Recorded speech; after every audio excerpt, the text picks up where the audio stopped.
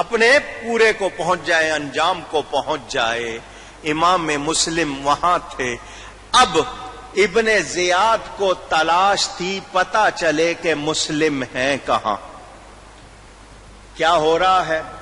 اس نے اسپائی، جس کو اب جاسوس کہتے، ایک شخص کو بلایا، اس کو سکھایا، ویسے بھی وہ جاسوس تربیت یافتہ ہوتے ہیں، اس کو پیسے دیے، تلوار دی کہ جاؤ معلومات کرو اور آ کر ہمیں رپورٹ دو۔ میں پہلے آپ کو بتا چکا ہوں، دین والوں کے بارے میں جاننا ہو تو مسجدیں سب سے بہترین جگہ۔ یہ کوفہ کی مسجد میں آ گیا، صبح سے آیا، ہر ایک کو آتے جاتے دیکھتا رہا۔ عشاء کے بعد ایک بزرگ تھے، حضرت مسلم بن اوسجہ الاسدی، بوڑھے ہو چکے تھے اور دیر تک پڑھتے رہتے تھے۔ یہ ان کے پاس آ گیا، تلوار دکھائی، پیسے دکھائے، میں بڑی دور سے آیا ہوں، مجھے پتا چلا ہے کہ نواسہ رسول کے نمائندے حضرت مسلم یہاں آئے ہوئے ہیں، میں یہ پیسے بھی لایا ہوں، ہتھیار بھی لایا ہوں، ان کو دینا چاہتا ہوں، ان سے ملنا چاہتا ہوں، ان کے ہاتھ پر بیعت کرنا چاہتا ہوں، کوئی مجھے ان کا پتہ نہیں بتا رہا۔ انہوں نے کہا تو میرے پاس کیوں آیا، مسجد میں تو اور لوگ بھی تھے۔ تو اس نے مکھن لگا کے نا چکنی چپڑی باتیں کہ آپ کے چہرے کا نور بتا رہا ہے کہ آپ اہل بیت کے ملنے والے ہیں، مجھے ہر ایک پر یقین بھی نہیں تھا، تو اس طرح کی چکنی چپڑی باتیں کر کے اس نے ان کو کسی طرح راضی کر لیا۔ وہ اس کو ساتھ لے کر ہانی کے گھر آئے اور امام مسلم سے ملوا دیا۔ جس نے فوراً پیسے بھی پیش کیے، تلوار بھی پیش کی، اپنے آپ کو بھی پیش کیا، روز صبح آتا اور سب سے آخر میں جاتا۔ اس کا نام تھا معقل۔ پوری رپورٹ رات کو جا کر ابن زیاد کو پہنچاتا تھا۔ ابن زیاد کو جب پتا چلا، حضرت مسلم نے جو پیسے اس نے دیے تھے وہ ابو سمامہ ساعدی کو دیے کہ ہتھیار لے لو، اب اس کے پاس یہ بھی ثبوت کے ہتھیار خریدے جا رہے۔ ہانی کو ابن زیاد نے گورنر ہاؤس بلایا، جب اس کو پتا چلا کہ مسلم ان کے ہاں ٹھہرے ہوئے، بلایا، وہ چلے گئے، جا کر ابن زیاد کو سلام کیا تو ابن زیاد نے جواب نہیں دیا۔ ان کو بڑی حیرت ہوئی، ابھی میرے گھر آیا تھا اور کہہ رہا تھا کہ میرے باپ کا دوست اور یہ اور وہ، اور اب سلام تک نہیں۔ حضرت ہانی کو لگا کہ کچھ گڑبڑ ہے۔ ہانی سے جب ابن زیاد نے بات کی کہ تم نے غداروں کو، باغیوں کو، دشمنوں کو اپنے گھر ٹھہرایا ہوا ہے، معاذ اللہ، حضرت ہانی نے کہا میں نے کس کو ٹھہرانا ہے، کون ہے ایسا؟ اس نے کہا تمہارے گھر میں ہمارے خلاف ہتھیار خریدے جا رہے ہیں، بیعتیں ہو رہی ہیں، اسلحہ جمع ہو رہا ہے۔ ہانی نے کہا یہ کون کہہ رہا ہے، کیسے؟ اس نے اسی معقل جاسوس کو بلایا۔ جب وہ سامنے آیا تو ہانی اس کو دیکھ کر حیران، یہ تو ہاتھ پاؤں چومتا ہے، وہاں کتنی عقیدت کا اظہار کرتا ہے، اور ہے کیا؟ اب وہ کچھ کہہ نہیں سکتے تھے۔ ابن زیاد نے ہانی سے کہا کہ تم نے باغیوں کا ساتھ دیا ہے، دشمنوں کا ساتھ دیا، اب تمہارا خون ہم پر حلال۔ ان سے تو میں ہوئی، ان کو مارا گیا، باہر افواہ اڑ گئی کہ ہانی کو قتل کر دیا گیا۔ ہانی با اثر آدمی تھے، کوفہ کے مشہور آدمی تھے، ان کا قبیلہ جمع ہو گیا، وہاں پر ایک ہجوم ہو گیا۔ ابن زیاد ڈر گیا کہ یہ بات بگڑ سکتی ہے۔ قاضی شریح ان کو اندر بلایا گیا، ہانی سے ملوا دیا گیا۔ ہانی نے کہا میرے قبیلے کو کہہ دو یہ حال ہے۔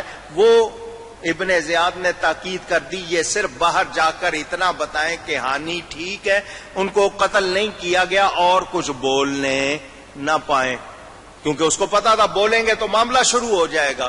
قاضی شریح بولنا چاہتے تھے مگر سپاہیوں کی وجہ سے نہیں بول سکے۔ لوگوں نے کہا اگر وہ زندہ ہیں تو پھر ہمیں کوئی فکر کی بات نہیں۔ وہ ہجوم چھٹ گیا، یعنی ابن زیاد کے لیے پھر راہ ہموار ہو گئی۔ ہانی کی گرفتاری کے بعد امام مسلم بن عقیل جھنڈا لیتے ہیں، باہر نکالتے ہیں، اور لوگوں کو بلاتے ہیں. آپ نے ان سب کو کہا جنہوں نے بیعت کی تھی، آؤ آپ کے جھنڈے تلے 40,000 افراد جمع ہو گئے. کتنے؟ جو بیعت کر چکے، قسمیں اٹھا چکے، جان مال قربان کرنے کا یقین دلا چکے، وہ سب جمع ہو گئے. آپ نے گورنر ہاؤس کا گھیراؤ کر لیا. 1 منٹ کی بات تھی، صرف 1 منٹ کی. حکم دینا تھا، اللہ بول دو، اینٹ سے اینٹ بجا دی جاتی. اندر صرف 50 افراد، 20 سپاہی اور 30 وہ امیر لوگ تھے، اور کوئی نہیں تھا. ابن زیاد نے اس 1 منٹ سے فائدہ اٹھا لیا.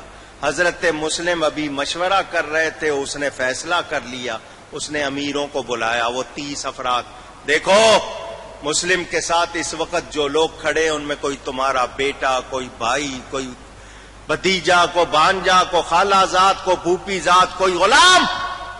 فوج یزید کے پاس، دولت یزید کے پاس، حکومت یزید کے پاس، طاقت یزید کے پاس. وہ فوجیں آ رہی ہیں اور میں تمہیں بتا چکا ہوں میں تمہارے ساتھ کیا کروں گا. ان لوگوں کو کہو مسلم کا ساتھ چھوڑ دیں، ورنہ میں نے حکم دینا ہے اور کارروائی شروع ہو جانی ہے. وہ ڈر گئے، وہ پہلے ہی ڈرے ہوئے تھے. وہ اوپر آئے، چھت پر آ کر انہوں نے لوگوں کو بلایا.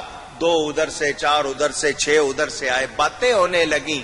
جب انہوں نے کہا اور یہ بتایا کہ تو ساتھ چھوڑ دو، لوگ ٹوٹنے لگ گئے. 10 ادھر سے جا رہے، 20 ادھر سے جا رہے، 40 ادھر سے جا رہے.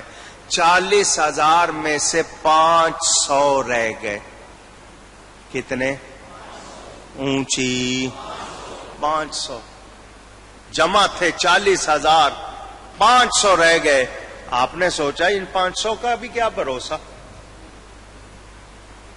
فرمایا چلو مسجد چلتے. آپ نے اپنے بیٹوں کو قاضی شریح کے پاس بھجوا دیا. وہ حضرت علی کے زمانے میں جج تھے، ان کے گھر بھجوا دیا. ان لوگوں کو لے کر مسجد میں آئے. آپ امام بن گئے، پیچھے یہ 500 کھڑے ہو گئے. نماز پڑھا کے آپ نے سلام پھیرا تو پیچھے ایک بھی نہیں تھا. سب نماز توڑ کے اونچی بیعتیں کرنے والے، قسمیں اٹھانے والے، جان مال قربان کرنے کا یقین دلانے والے بھاگ گئے. امام حیران. سب سے زیادہ پریشانی تھی آپ کو تو اس بات کی کہ میں امام کو خط لکھ چکا ہوں. وہ میرا خط پڑھ کر رکیں گے نہیں. جب انہوں نے میرے ساتھ یہ کیا ہے ان کے ساتھ کیا کریں گے. امام باہر نکلے. جس مرید عقیدت مند کے دروازے پر جاتے ہیں، دروازہ کھٹکھٹاتے ہیں، دروازہ بند. بچے کہتے ہیں بابا باہر امام مسلم. ماں باپ کہتے ہیں چپ کر جاؤ. اللہ اللہ یہ مسلم تھے وہ پیارے مہمان، کس قدر جن کو تمناؤں سے بلوایا یہاں، جن سے کی بیعتیں کتنے کیے عہد و پیمان، آج وہ تنہا ہے رخصت ہوئے ہم درد کہاں، آئے جاتی ہی رہی شرم و حیا کوفے کی، آئے رخصت ہوئی بالکل ہی وفا کوفے کی، آج کوفہ کے مقفل ہوئے سب دروازے، آج کوفہ کے مکانات بھی سب بند ہوئے، آج روپوش ہے مسلم کو بلانے والے، آج سب چھپ گئے کوفہ کے گھرانے والے، ایک ہی شب میں ہوئی ساری محبت کافور، آزمائش جو ہوئی ہو گئی الفت سب دور۔ حضرت مسلم کوفہ کی گلیوں میں تنہا چل رہے ہیں، اندھیرا ہو چکا، کوئی آپ کے لیے دروازہ کھولنے کو تیار نہیں۔